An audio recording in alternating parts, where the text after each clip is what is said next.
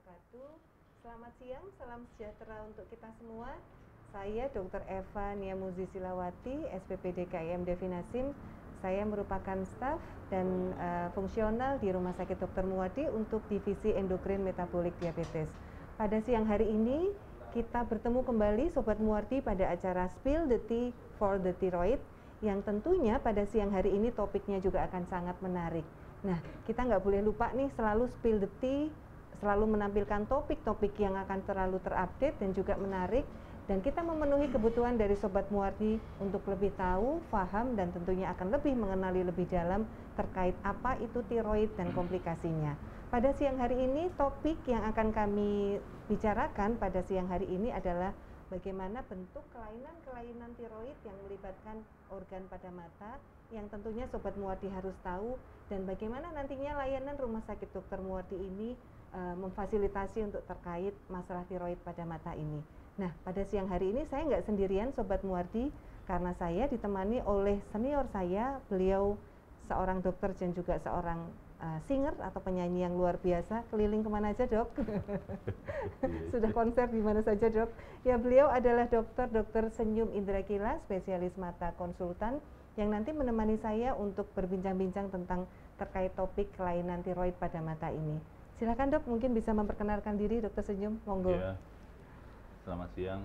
Assalamualaikum warahmatullahi wabarakatuh. Waalaikumsalam. Terima kasih Dr. Eva selaku host dan sebutan buat pemirsa ini adalah Sobat Muwardi. Ya, saya sama dengan Dr. Eva, saya di Rumah Sakit Dr. Muwardi di KSM Mata ya, Dr. Eva. Dipasrai di kalau kami istilahnya ROO. RO itu rekonstruksi, okuloplasti, dan onkologi. Dan terkait dengan grip ophthalmopathy atau kelainan dari tiroid ini di mata, memang di kolegiumnya subnya masuk di ROO. Sehingga kami mencoba untuk ikut sumbangsih semampu kami untuk bisa membantu teman-teman yang bergerak menangani tiroid yang terkait dengan kelainan yang ada di mata pasien. Singer adalah hobi saya. Ini nanti sepertinya lebih afdolnya nanti di akhir harus nyanyi, Dr. Senyum kayaknya. Wah, ya. Kuat bayarannya. Saya siapkan mic-nya nanti, Dok. Bayarannya nanti dibayar sama Mbak Mary, Dok. Mbak Mary, ya. Ya. Dan saya mengikuti host karena harus pakai masker, ya kita bicara dengan masker ya, Sobat Muwardi yang baik hatinya. Monggo, Dok. Ya, Dok, matur nuwun Dr. Senyum. Nah, Dok, ini terkait topik kita ini kan permataan ya, Dok. Jadi apalagi kita sekarang pakai masker ya, Dok. Jadi yang terlihat hanya mata. Nah, sehingga Dr. Senyum ini butuh sharingnya, Dok, karena Sobat Muwardi ini, Dok, kalau mungkin masalahnya itu yang tertutup masker nggak kelihatan, Dok. Cuman masalahnya ini adalah kelainan tiroid yang manifestasinya ke mata. Meskipun saya pakai masker akan tetap kelihatan. Nah, sebenarnya komplikasi dari gangguan tiroid ke mata ini seperti apa sih, Dok? Mungkin mohon bisa dijelaskan, Dok. Ya. Terima kasih Dr. Eva yang baik hatinya juga.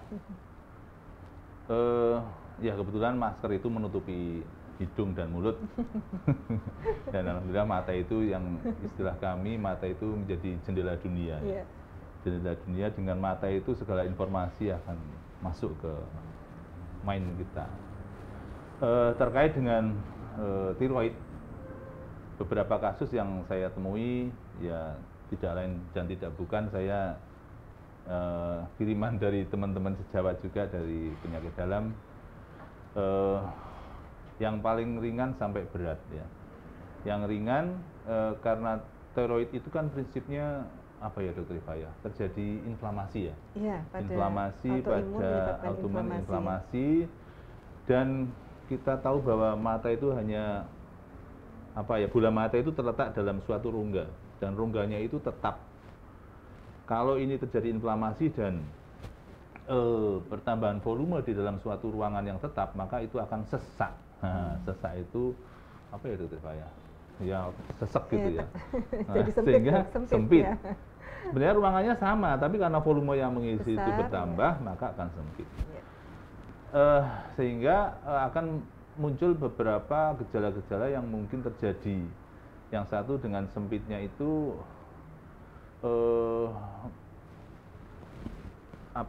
kelopak mata itu akan tertarik, menonjol.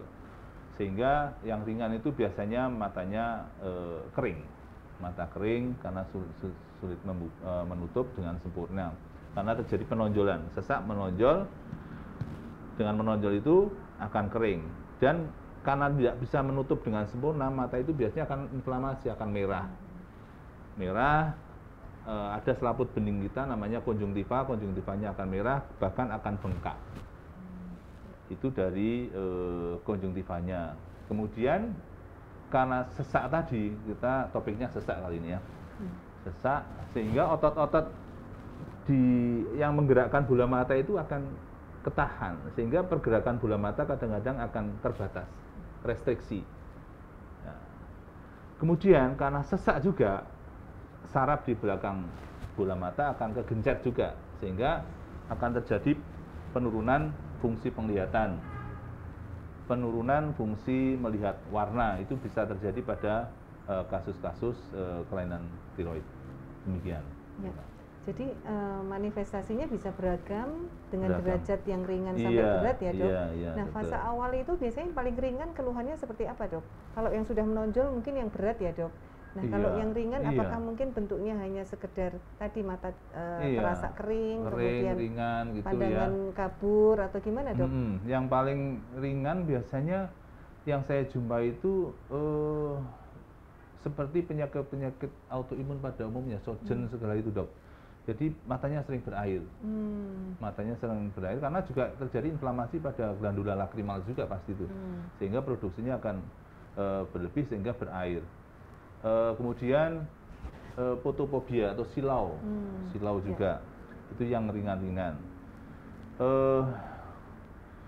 Kemudian apa namanya? Ya itu ringan semacam itu dokter. Ya, artinya kalau pada orang yang mungkin sebelumnya tidak ada masalah, misalnya tidak pakai kacamata ya dok, kacamata baca, tidak ada koreksi mata, kemudian ketika ada gangguan tiroid, terjadi masalah yang tadi disampaikan dokter Senyum, ini apakah terus nanti gangguan mata refraksinya ini akan semakin cepat jadi bertambah, atau bagaimana dok salah satu tandanya juga? Kalau ini biasanya dokter, jadi kelainan refraksi biasanya tidak terpengaruh dengan kondisi gangguan tiroid ini ya dok? Tidak terpengaruh. Jadi berairnya bukan karena melihat sesuatu tidak jelas sehingga terus kedip-kedip silau gitu, bukan. Karena memang produksi dari air matanya akan berlebih, kemudian memicu inflamasi, matanya akan merah. Tapi merahnya tidak juga seperti orang belean sehingga ada sekret yang keluar banyak itu. Itu yang biasanya muncul pada pasien-pasien tiroid. Sehingga kalau ada kasus semacam itu, biasanya saya salah satu different diagnosisnya mungkin itu suatu autoimun, dan salah satu yang menjadi dalam pikiran saya mungkin suatu tiroid juga begitu. Kemudian kami konfirmasi, kalau saya di mata paling yang bisa saya lakukan tremor enggak mbak gitu, semacam itu. Kasih apa itu dok? Kasih kertas ya. Udah itu biasanya ya saya konsulkan ke penyakit dalam untuk penelusuran lebih lanjut gitu dokter. Jadi apakah dengan gangguan yang sifatnya ringan ini sudah bisa dideteksi ya dok kalau kita melakukan screeningnya ke bagian mata ya dok, sebelum mencapai pada fase sampai terjadi grave exophthalmos itu yang menonjol, apakah yang ringan ini sebenarnya juga Sobat Muardi bisa melakukan screening awal ya dok? Saya dengan keluhan yang disampaikan ya, dokter minimal Senyum. Kita punya different diagnosis ya, salah satunya tiroid, gangguan tiroid gitu dokter, begitu. Jadi awalnya memang harus dengan underlying disease yang diketahui sebelumnya dengan Sobat Muardi ada kelainan tiroid. Selain gejala yang kita lihat juga apa namanya, jadi penelusuran anamnesis. Nah, perlunya anamnesis ini penting sekali. Ya. Apakah kasusnya banyak dok di Rumah Sakit Muardi ini dok yang mungkin ditemui oleh dokter Senyum terkait kelainan mata ini pada kasus-kasus mungkin bukan hanya grip kalau ya dok? Berairnya banyak ya dokter, cuma yang terkait dengan tiroid tidak begitu banyak ya, mungkin sama dengan literatur yang kebetulan saya baca, memang epidemiologinya tidak begitu banyak ya dokter ya? Ya, karena mungkin ini dok, awareness-nya kali ya dok, kadang-kadang mungkin kita kurang begitu merasa bahwa ini menjadi problem yang bisa berlanjut lebih berat karena mungkin ketidaktahuan kita ya dok terkait sebenarnya kalau Sobat Muardi mungkin sudah pernah melakukan screening pemeriksaan dikatakan ada satu gangguan tiroid, terutama yang grave ya dok, yang grave disease, di mana grave disease itu memang karena adanya satu etiologi autoimun yang menyebabkan autoimun ini juga merusak beberapa tadi organ yang disampaikan dokter Senyum terkait mata, terkait inflamasi kronik yang begitu luas ya dok. Nah dok, kalau misalnya pada pasien grave ini dok, sudah dalam derajat yang berat sampai terjadi eksoptalmus. Karena kasus yang berat pernah kami dari bagian penyakit dalam juga dapat kasusnya sampai terjadi enoptalmitis ya dok. Jadi sampai menonjol, kemudian sampai betul-betul infeksius, sampai seperti bola matanya mau lepas ini dok. Kira-kira kasus ekstrim seperti ini apakah juga pernah ditangani di Muardi dan tindakan apa yang dilakukan dok? Untuk di bagian mata ini dok, pada kasus grave yang berat ya dok? Iya, saya pernah menangani ya pasien dengan eksoptalmus yang atau proptosis yang berlebihan sampai eksesif begitu, sehingga itu menjadi suatu kegawat daruratan ya sebenarnya ya, karena dengan volume yang begitu hebat sehingga semuanya terjadi compartment syndrome di situ, mestinya kita rilis itu rongga di situ untuk memberi ruang kepada otot-otot itu untuk bisa sedikit bernafas begitulah istilahnya, sehingga kita lakukan dekompresi dokter.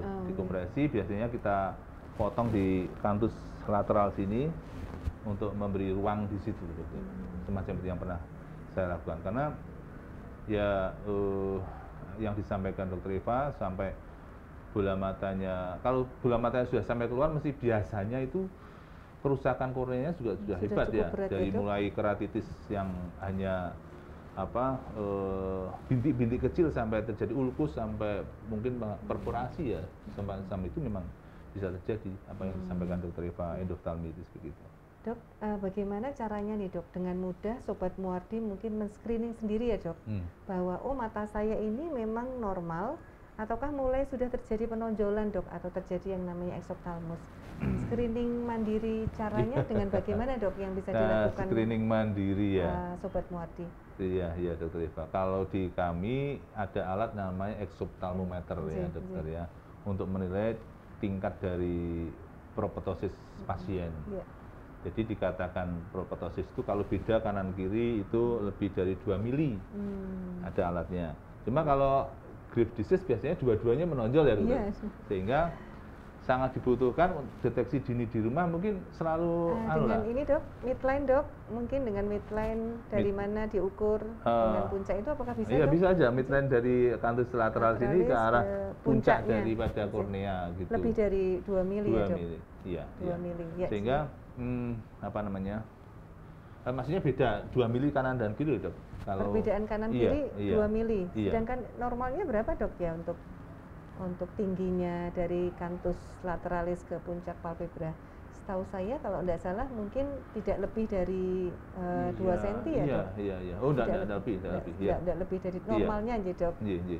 Sehingga memang itu dokter, sering membandingkan dengan foto-foto kemarin atau yang lalu, sehingga saya kalau ada pasien merasa bola matanya menonjol, biasanya tak suruh coba mbak foto yang sebelumnya lamanya ya, kayak apa, tau kalau jenengan merasa menonjol itu kalau ini variasi normal ya memang tidak apa-apa, tapi kalau iya mbak ini memang menonjol, mesti harus aware juga dengan penonjolan bola mata pasien gitu.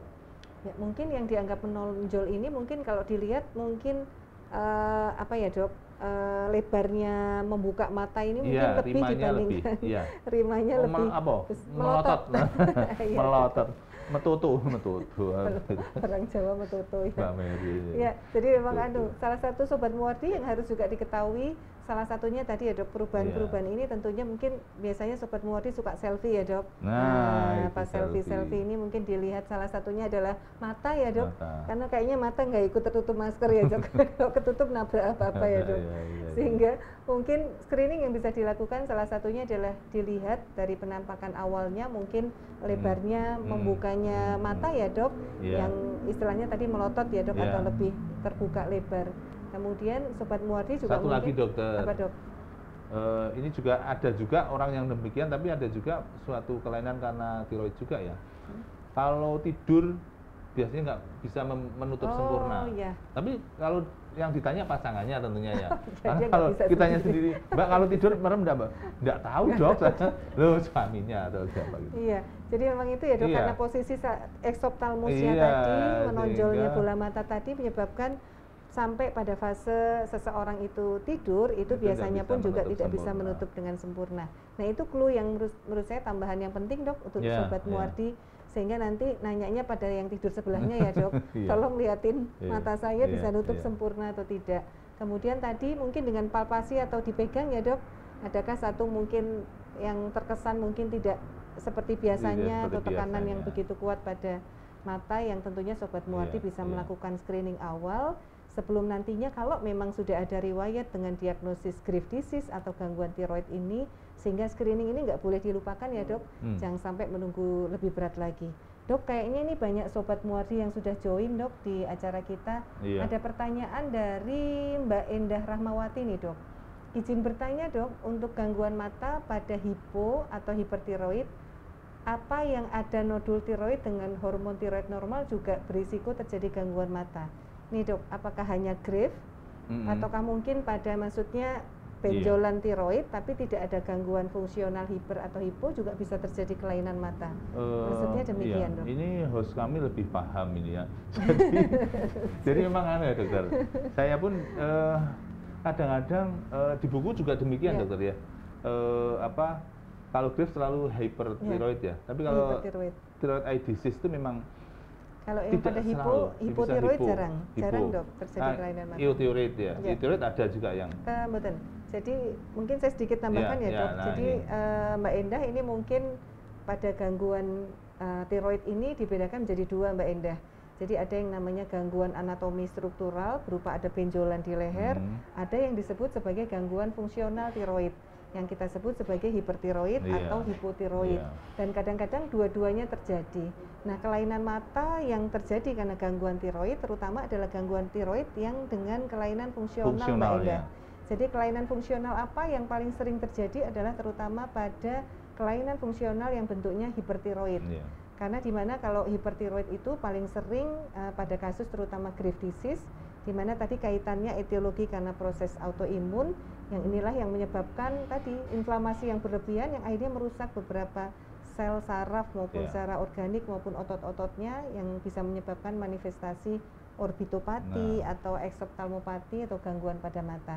Tapi kalau struma atau benjolan di tiroid tapi belum tentu fungsionalnya dengan normal, fungsinya masih belum tentu. Iya. Kecuali kalau gangguan matanya itu biasanya link sama ada gangguan di hipofise atau hipotalamus dok. Misalnya ternyata selain di tiroid ada masalah pemberat yang lain berupa tumor di otak terutama di hipofise yang mendesak di chiasma nervi optici atau di saluran percabangan mata yang mungkin kadang-kadang Bisa. juga pernah kami mendapatkan kasus strumanya atau nodul tiroidnya normal bukan gangguan fungsional tapi penglihatannya menjadi diplopia atau double terjadi hemianopsia dok. Jadi yang samping itu nggak kelihatan karena ternyata pendesakan dari tumor di sentral. Tapi kalau murni tiroid Mbak Endah biasanya yang hipertiroid yang akan menyebabkan kelainan mata aja dok. Gitu. Jadi kalau yang normal hormonnya atau dengan pengobatan terus normal tentunya ini lebih meminimalkan untuk risiko terjadi komplikasi berlanjut ke mata. Begitu mungkin ya dok. Ada Setuju tambahan sekali, dok? dokter. Ada tambahan dok? Ya itu tadi. Jadi dengan gangguan fungsi itu memicu ada apa dok namanya dok? Sel fibroblas ya. Iya fibroblas. Ya, Dan mediator lemaknya inflamasi juga ya. tambah, ototnya juga membesar sehingga terjadi gangguan di orbitopati tadi. Itu dok. Matur nuwun Mbak Endah atas pertanyaannya. Kemudian ini ada pertanyaan lagi dok dari Desi Ninatami. Dok, apakah hipertiroid mata bisa disembuhkan dengan obat-obatan atau harus dengan operasi nih dok? Nah ini juga saya lebih paham.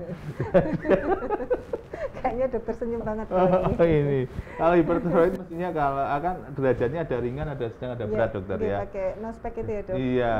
Iya. Jadi kalau ini terkait dengan mata ya, mata tentunya kalau ringan-ringan biasanya kita berikan artificial tears saja dok ya. Artificial tears untuk memberikan lubrikan yang mestinya jadi bentuk tetes ya? Iya, tetes mata. Harapannya yang pengawet ya, yang tanpa pengawet. Di buku dikatakan ada ya, Dok? Ada yang minidus. Pakai pengawet juga ada, Dok? Ada, yang biasanya yang besar itu pengawet, tapi yang kecil-kecil biasanya minidus. Yang sekali pakai itu ya, Dok? Biasanya 3 hari, Dok. 3 hari, bisa untuk 3 hari. Cuma ya itu kelemahannya hari keempat mestinya dibuang ya, jangan dipakai lagi. Itu. Kemudian kalau terkait dengan hipertiroid bisa disembuhkan, mungkin nanti lebih jelas juga Dokter Eva ya. Jadi kalau ringan-ringan, kalau saya baca Dok, selenium atau dengan apa dan sebagainya, monggo Dokter Eva.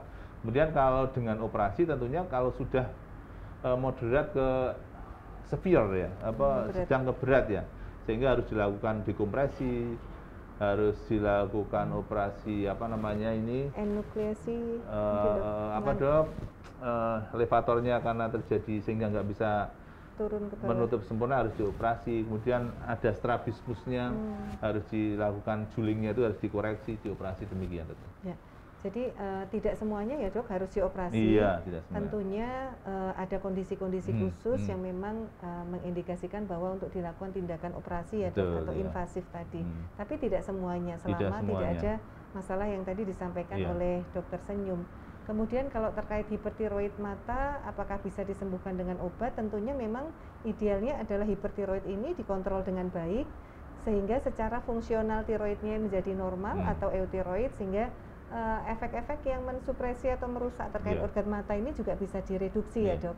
Sehingga diharapkan mungkin bisa terjadi sinkronisasi, jadi tidak hanya mungkin mata ini disembuhkan, tetapi juga underlying penyakit terkait hipertiroidnya harus betul-betul stabil ya, Dok. Jadi cluenya hipertiroid dibikin eutiroid ya. Ya itu tadi, sehingga mungkin tidak menyebabkan komplikasi berlanjut yang lebih berat ya, Dok ya. Oke, kemudian nah ini, Dok, pertanyaan yang menarik lagi, Dok. Jadi pada kasus dengan Graves' disease ini, di mana sering terjadi komplikasi mata, biasanya salah satunya adalah yang paling sering mengganggu pada pasien ini adalah kadang-kadang itu pendesakan atau menonjolnya mata ini menyebabkan nyeri yang kadang-kadang itu mengganggu adalah menyebabkan nyeri kepala, Dok. Nah, apakah ini ada kaitan, Dok, keluhan simptomatik nyeri kepala dengan penonjolan mata yang semakin besar ini, Dok? Karena beberapa pasien mengeluhkan itu. Ya kalau penonjolannya sudah sampai ruangan itu terjadi kompartemen, tentunya akan sangat bergejala ke kepala juga, Dokter. Sehingga memang itu sudah ya perlu terapi kalau itu ya. Perlu terapi, biasanya diberikan steroid ya, Dok ya, kalau di kami ya. Ada IV itu. Mestinya pasien juga harus masuk rumah sakit kalau itu. Kalau sudah sampai mengganggu demikian loh, sampai terjadi kompartemen ya. Tapi kalau masih kadang-kadang nyeri, kemudian masih matanya juga masih tenang, saya pikir bisa dari pendesakannya itu atau dari yang lainnya, Dokter. Gitu, Dokter. Ya. Terus mungkin bisa sedikit dijelaskan, Dok, ini sering juga ditanyakan oleh pasien-pasien kita, perbedaan antara glaukom, Dok, glaukoma dengan eksoptalmus pada gangguan tiroid ini sebenarnya perbedaannya di mana ya, Dok, dan membedakan secara mudahnya untuk Sobat Muardi ini bagaimana, Dok? Ya. Kan sama-sama menekan ya, Dok? Sama-sama pusing ya, sama-sama cokot-cokot matanya. Kalau glaukoma itu terjadi peningkatan tekanan bola mata, jadi bola matanya. Bola matanya, gitu. Ya, jadi yang disebut mata itu ya dari bulu mata alis ini sampai palpebra sampai bola mata. Nah ini kalau glaukom karena peningkatan tekanan bola matanya, Dokter. Jadi karena aliran cairan di dalam bola mata tidak stabil antara produksi dan pengeluaran. Sehingga ini juga memberikan sensasi pusing, bahkan cokot-cokot, mata merah sama itu. Menonjol juga, Dok?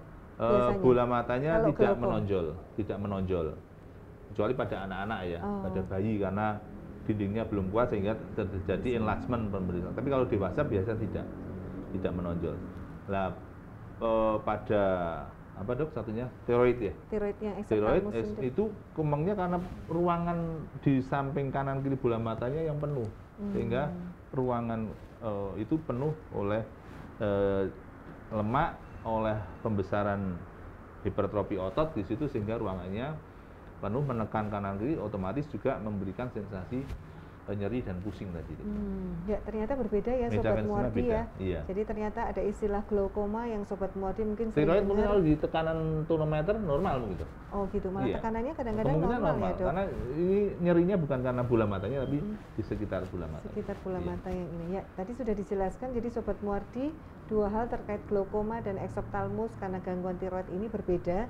Dan tentunya kalau Anda bingung nggak usah terus mencari di Mbah Google, karena kadang-kadang Mbah Google belum tentu benar informasinya. Bisa datang ke timnya Dokter Senyum untuk bisa mengkonfirmasi terkait apakah memang ini glaukom ataukah ini bentuk kelainan eksoptalmus pada kelainan karena gangguan tiroid ya Dok. Dok, ini kayaknya ada Mbak Dianita Andin ini karena baru bergabung, jadi nanya lagi Dok, apakah kelainan gangguan tiroid pada mata ini hanya mata yang menonjol saja Dok? Mungkin sedikit diulang Dok. Iya. Jadi sudah dijelaskan tadi, salah satunya memang penonjolan bola mata. Memang biasanya pasien datang ke kami itu karena bola matanya menonjol, dan itu stadium yang sudah agak di atas ya. Cuma kalau awal-awal memang ada selain itu konjungtiva atau matanya merah mungkin. Kemudian terjadi tadi pergerakan bola mata yang tidak lincah, ya, ngelirak tidak begitu lincah gitu kan. Kemudian ada kering, sering kering matanya karena penutupan bola mata yang tidak sempurna di waktu tidur. Sehingga semalam tidak menutup sempurna, korneanya kering, terus kemudian merah juga, ya konjungtivanya merah begitu. Kemudian kalau sudah advance sekali tentunya terjadi neuropati juga karena pendesakan yang hebat, saraf optiknya kejepit juga merupakan gejala-gejala dari tiroid tadi. Ya, oke Dok, terima kasih Dok. Nah ini ada Sobat Muardi yang aktif sekali Dok di acara kami Spill the Tea, namanya ini Mbak Wina Asri. Terima kasih Mbak Wina sudah join.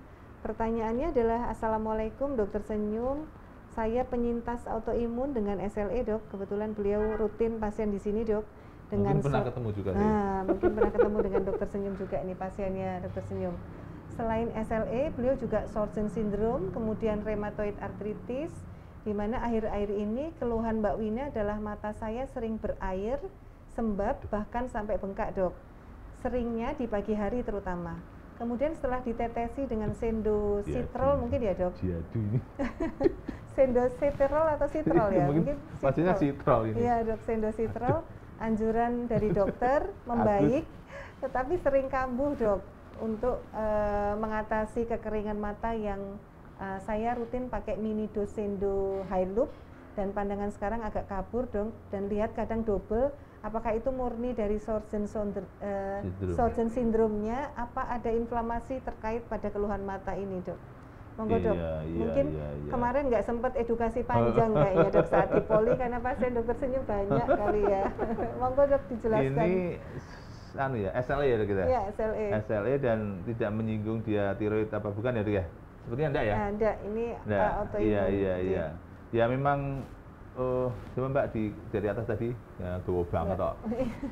Ya, SLE kemudian Sjögren syndrome memang terjadi penurunan ekstraksi cairan di mana-mana Dok ya. Selain mata memang di tempat lain juga mungkin mulut kering dan sebagainya. Terjadi hal demikian. Dan di mata memang terjadi mata kering, dry eyes. Dry eyes syndrome et causa atau penyebab disebabkan oleh SLE, Sjögren syndrome tadi.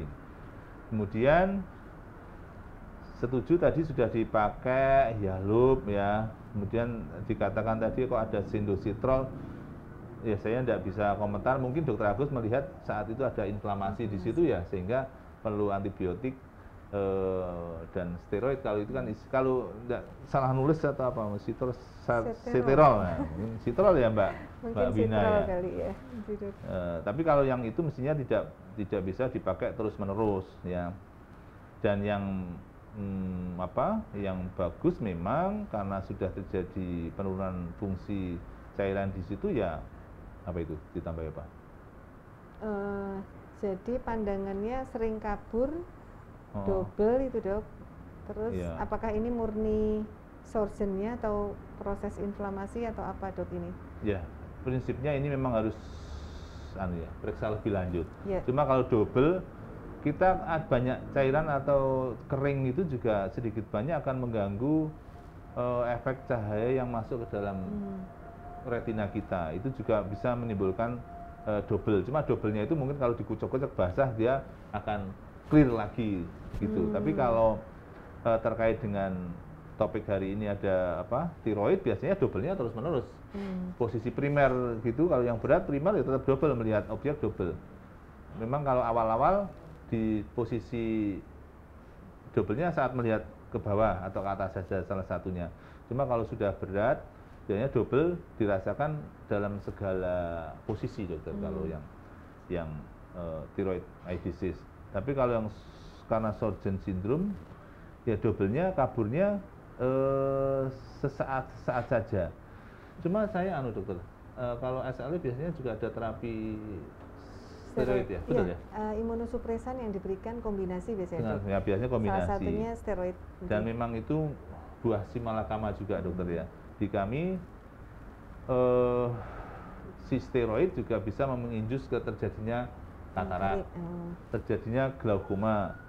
Sehingga memang kalau pasien-pasien dengan penggunaan steroid jangka panjang harus juga kami lihat mungkin sudah muncul katarak walaupun sudah masih tipis, atau terjadi peningkatan tekanan intraokuler atau muncul suatu steroid induced glaucom di istilah kami dokter, begitu. Yang tentunya harus dipantau juga ya dok, harus dipantau. Ya. Karena Mbak Wina ini mungkin memang harus selalu menggunakan obat-obatan yang imunosupresan ini dok, sehingga mungkin bisa Mbak Wina disampaikan ke dokter DPJP-nya ya dok, karena sekarang kebetulan sedang mondok untuk bisa nanti ada mungkin screening yang mungkin pada saat rawat inap ini ataukah pada saat poliklinik ya dok, untuk bisa dilakukan screening ya Mbak Wina. Cepat sehat Mbak Wina, semoga semuanya sehat, Mbak Wina, semangat. Pelambuyan 8 itu kan di Muardi ya? Iya gitu, di Muardi dok. Ini pasien kita ini di Muardi dok. Iya. Ya, pokoknya sehat terus. Yang lantainya sampai 8 itu kayaknya Muardi. Iya. Nah ini dok, ada pertanyaan dari Ajeng Raisiva dok. Dok, mata saya belok. Waduh, ini kayak lampu jalan lalu lintas belok kanan belok kiri. Belok kiri belok kanan. Kiri. Ya, mata saya belok atau belok? Oh, belok ya mungkin. Belok. Menonjol. Metoto. Oh, metoto itu tadi. Bosonya dokter senyum. Jadi mungkin maksudnya menonjol itu ya dok, melotot mungkin ya dok, agak ini keluar gitu pokoknya dok. Jadi menonjol, agak keluar. Dan kata dokter saat periksa itu dikatakan grave. Adakah obat alami untuk mengatasinya dok? Iya, ini Mbak Ajeng mungkin juga baru bergabung juga ya. Kami sudah menjelaskan banyak, tapi tidak apa-apa. Namanya juga talkshow, talkshow.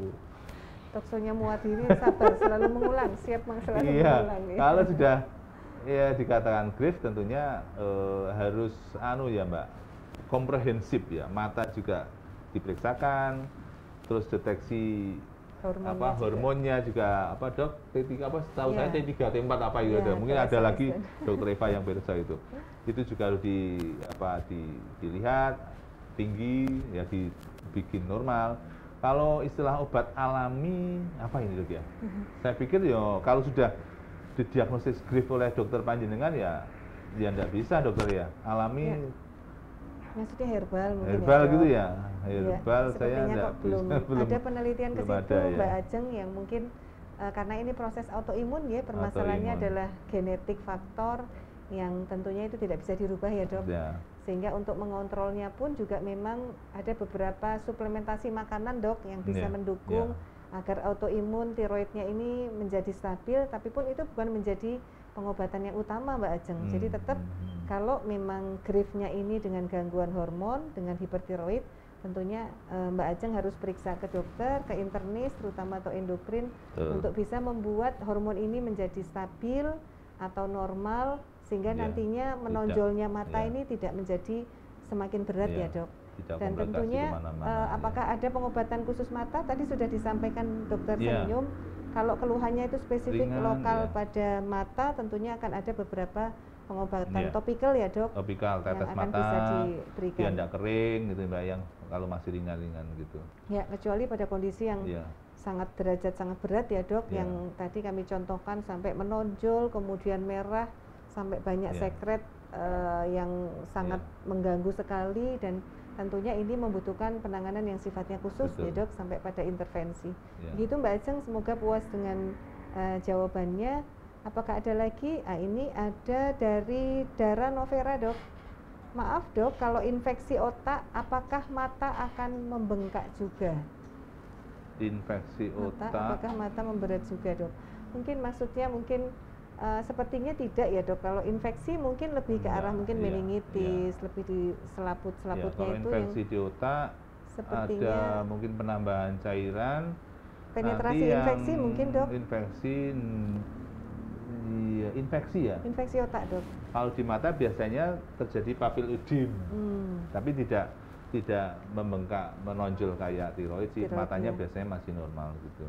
Ya mungkin maksudnya apakah mungkin juga matanya juga akan berimbas pada infeksi otak? Mungkin juga bisa ya dok, karena saluran beberapa sinus yang ada di otak, kemudian itu juga connecting dengan bisa inflamasi di mata, kemudian petrosal sinus ya dok, yang menyebabkan jaringan-jaringan sekitar periorbitanya juga bisa terkena. Kadang-kadang dari infeksi otak bisa juga berlanjut menjadi infeksi di mata ya dok, yang tentunya memang itu bisa terjadi, tapi bentuknya kelainan ini berbeda dengan pada kasus tiroid ya dok. Ya oke, terus kemudian dok,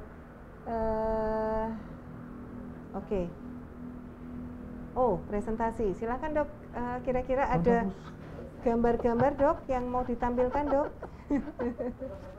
Atau ada mungkin pengalaman khusus gambar yang akan ditampilkan? Silakan dok, yang penekanan apa dok? Nah bentuknya ini dok, penting ini dok. Udah muncul.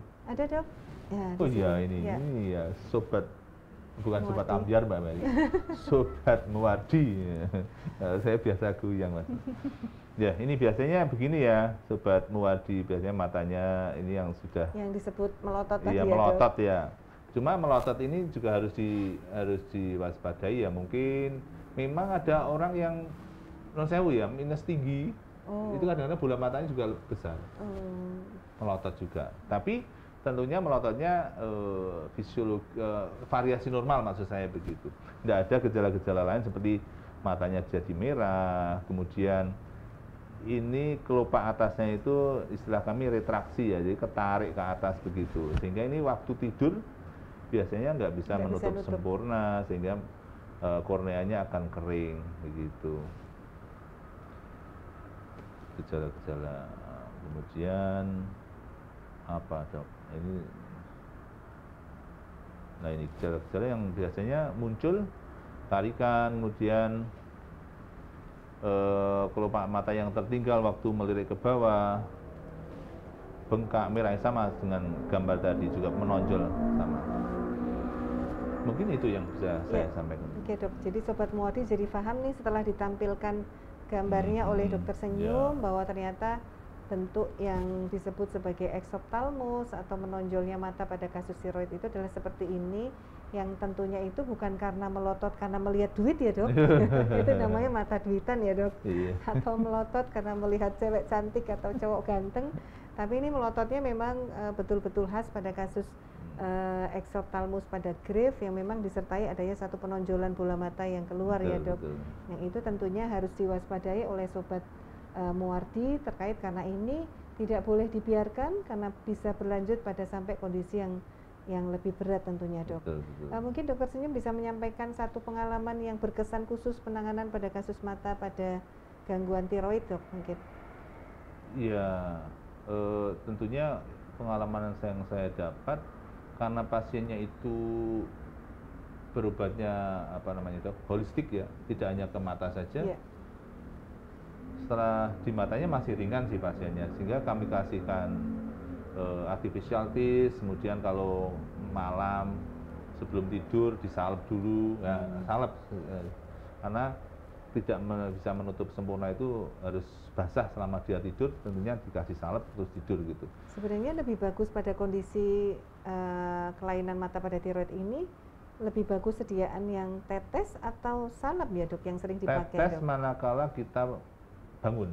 Oh. Waktu begini kan bangun namanya, tetes. Tapi saat tidur kan kita tidak mungkin netesi, maksudnya di atas mata kasih titarasi kan, sehingga ya dua-duanya harus diperlukan. Jadi saat mau tidur karena tidak bisa menetesi, dan misalnya tidur jam 9 malam bangun jam 4 itu kan tidak mungkin netesi gitu ya, sehingga disalep aja, karena salep itu akan lebih panjang ya dok, lebih panjang di mata.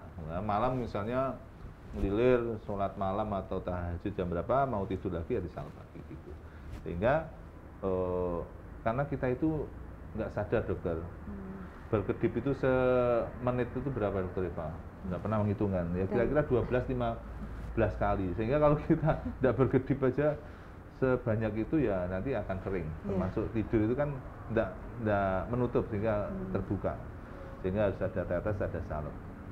Kemudian setelah kita kasih tetes semacam itu, kontrol lagi, dok saya sudah enak, bola mata saya sudah tidak menonjol lagi kayak kemarin. Nah itu saya senang banget dokter.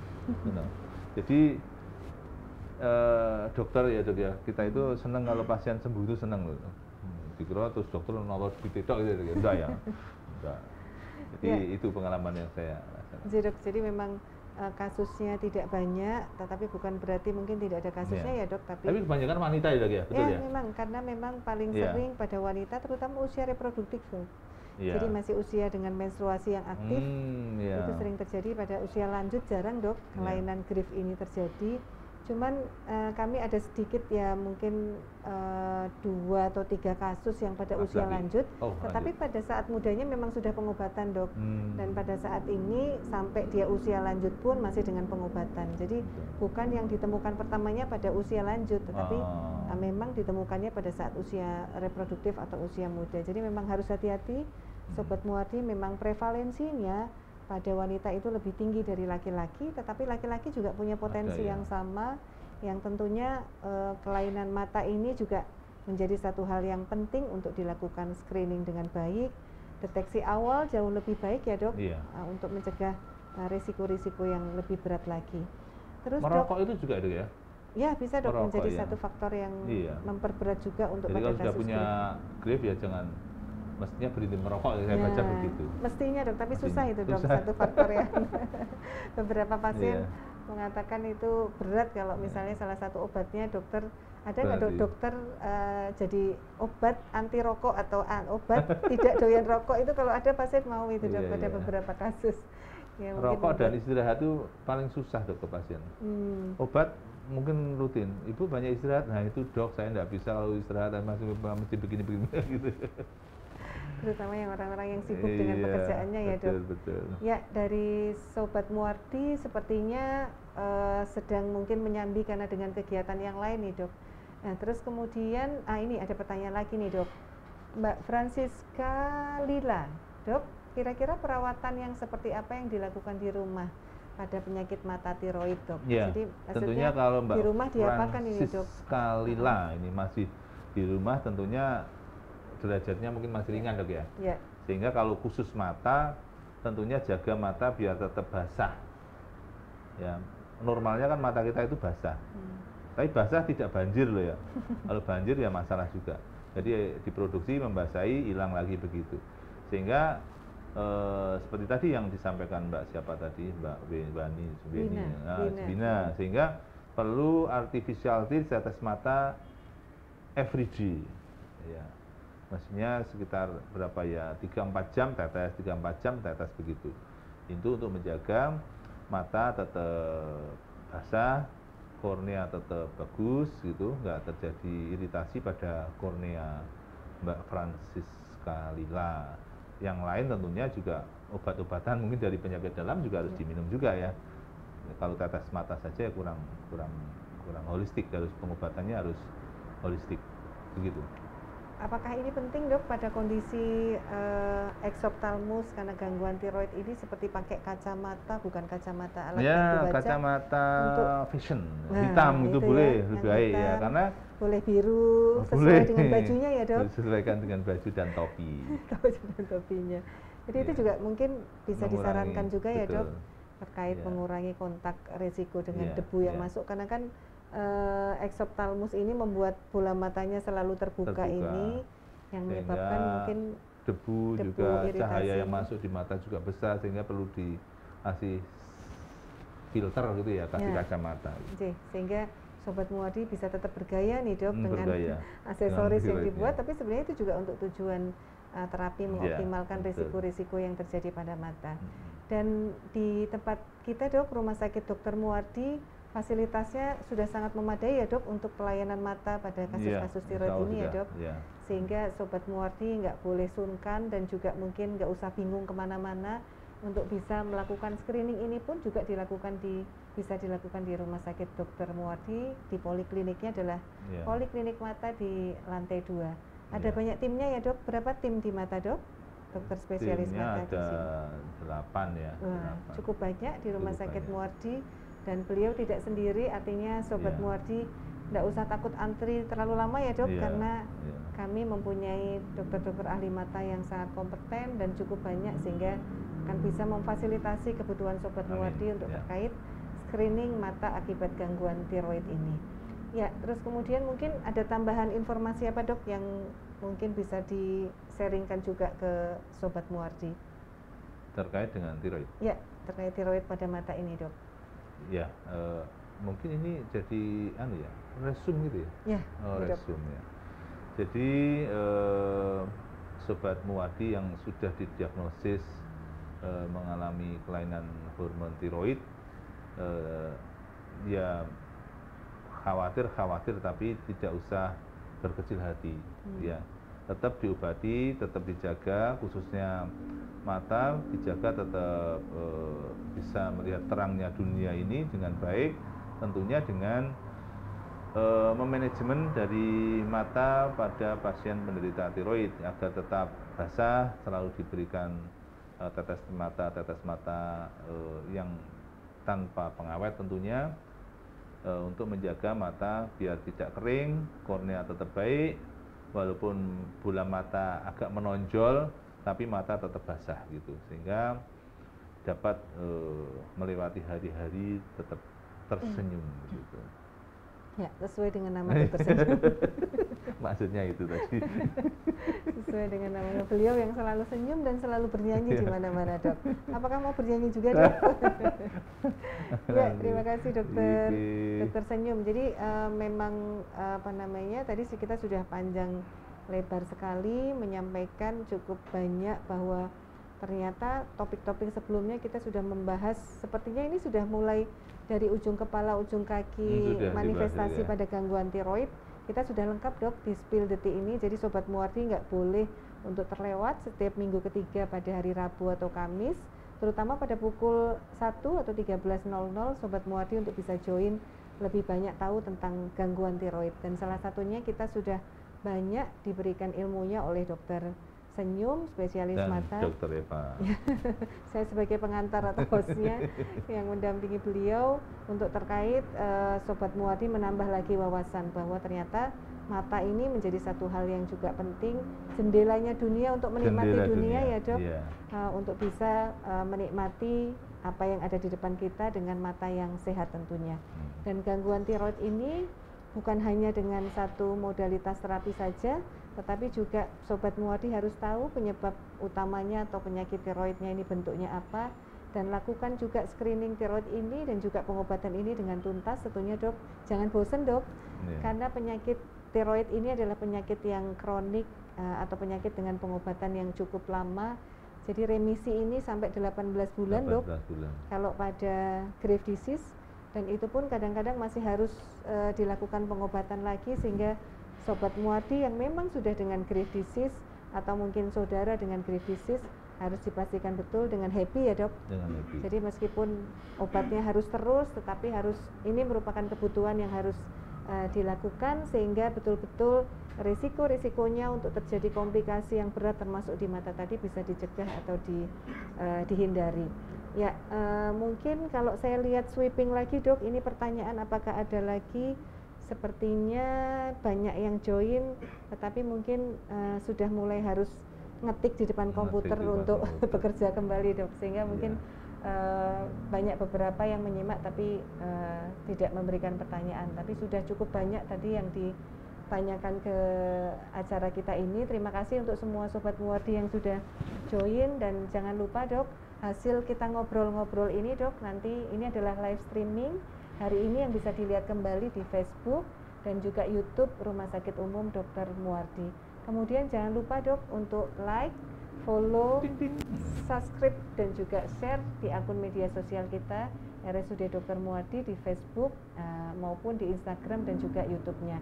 Sobat Muwardi yang nggak sempat lihat bisa melihat lagi Dok, bagaimana tampilan penjelasan dari Dokter Senyum yang luar biasa, yang nanti ditunggu untuk tampilan berikutnya disertai dengan My Way atau lagu-lagu yang lain.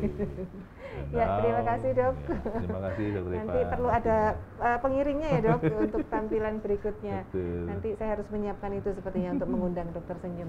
Ya, terima kasih Dokter Senyum Indra Kilat, spesialis mata yang memberikan informasi kepada kami, dan semoga Sobat Muwardi betul-betul menerima dengan baik, kondisinya sehat selalu, dan yang sedang sakit mungkin semoga segera diberikan sembuh, kesehatan, kesembuhan, dan kita harapkan semua bisa tetap produktif dan selalu ceria ya Dok. Oke, terima kasih Dok. Terima kasih untuk Sobat Muwardi. Kami tutup untuk acara Spill the Tea for the Thyroid. Semoga kita bisa ketemu di event bulan depan pada minggu keempat pada pukul 13.00 pada hari Rabu atau Kamis.